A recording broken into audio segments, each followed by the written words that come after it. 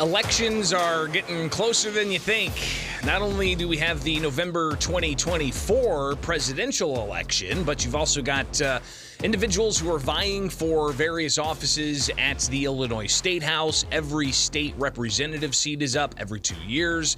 You've got a collection of different state Senate seats that are up for election. But of course, before the November election, you've got a primary that's set up in Illinois in March.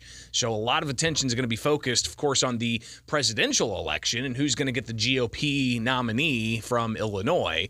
But you've also got some other primaries that are going to be happening for those state house seats. And to talk about a particular race that they're jumping into, we're joined now by Kelvin Coburn. He joins us via Zoom to talk about his candidacy for the state house. Kelvin, thanks for taking time with us this morning. Tell us what you're running for. Thanks, Greg. I'm running for the 95th state rep, and I'm running as a grassroots candidate. You know, as a conservative and a Republican, I mean, the mopping we took in the last election, I decided I had to get up and do something. You know, the seat was vacant by Tim Butler, and it's being served by Mike Coffey right now. And they were selected by the people, and I thought that it would be best that the people decide their representation.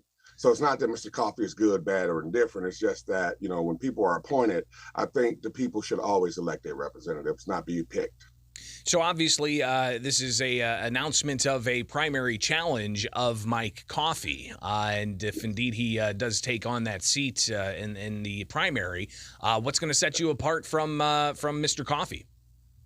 I think the whole idea that we're going to unify, and I want to get a grassroots movement going where the grassroots people are going to be contacted through email on each and every bill. I'm going to commit to term limits, and I want the grassroots people to select their next candidate, not from a committee, not from a house. I want the grassroots to say, hey, Kelvin, okay, thank you. It's your second term. We want Joe Q. Public. I'll have Joe Q. Public shadow me that last term. I'll endorse and I'll pass it on. I want to carve a way that the grassroots has a constant contact with their state reps and a constant participation in picking their candidates. So we have to get back to preserving our gun rights, parental rights. We have to put up a good fight. And the fight is not with each other on Facebook. The fight is going to be on the state floor. And you need a fighter to go in there. Kelvin Coburn joins us. He's running as a Republican in is it the 95th district? Is that right? Yes, sir. Yeah, 95th. And we've got that primary coming up in March. And of course, you mentioned that the person in the seat right now, Mike Coffey, was appointed by the local Republican Party after Tim Butler essentially stepped down and retired from the State House to go on to another gig. This happens all the time. On the Republican side, on the Democrat side, where somebody walks off the job before the end of their term, and then you get the local party picking who's going to be the next one, and then that person runs for re-election as an incumbent, and so on. How can we best combat against that? Oh, absolutely. Well, first of all, the grassroots movement, the people. First of all, it was terrible that, you know, Mr. Butler ran an entire election, got elected by the people of trust, and said, oh, thanks for electing me, guys. Bye. I'm out of here. So first you got to ask yourself, how did Tim Butler get selected in the first place? So and wasn't he also appointed to the job? Right. Right. So the problem is we have a disengagement between your everyday people. I mean, I've been through the 95th, from playing golf at Longbridge to going to the Chatham Cafe or being part of the parents group or going shooting in Rochester. I know these people and I know them personally, and they're tired and they're frustrated. So when you get a grassroots movement, then we're just deciding to say, hey, this is our district. We're going to pick our candidates from here on out, and no one can tell us any different. Kelvin Coburn joins us. If people want more information about you and your candidacy, where can they find it? It's coburnforhouse.com. And you can also contact us on Facebook at Kelvin Coburn for the 95th on Facebook. There's a page out there. So if you're interested, be sure to check that out. But Kelvin, It's a state Democrat run.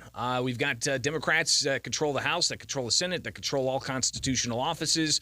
I don't know if the Republican Party is going to be able to turn that around in this next election. But if you were to take on the seat, how would you best, I guess, advance conservative values in a Democrat-dominated state house?